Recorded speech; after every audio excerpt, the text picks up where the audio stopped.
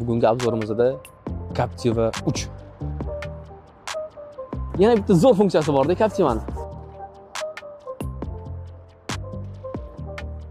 Mana bu narsa, qaranglar. Passajir uchun ham bor. Ko'rdinglarmi? Chirog'i bilan. Ko'z oynak uchun joyimiz bor. Bu mana ichki emas. Mana mana shu yerda remenimiz tepaga pastga chiqib tushadi. Mana bunda bosamiz, bosiladi. Remen tepaga pastga chiqib tushadi. Mana qaranglar. Kichkina joyi bor.